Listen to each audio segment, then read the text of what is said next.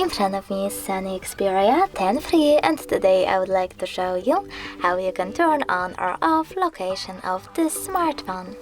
First of all, go into Tap menu, then look for location icon and tap on it. Then just close in the pop-up, and as you can see, location of my device is now off. If you wish to turn it back on, just click at the same icon.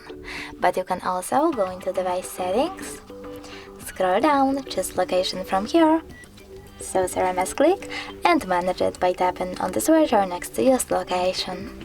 Thanks so much for watching. If you enjoyed this video, leave a like, comment and definitely subscribe.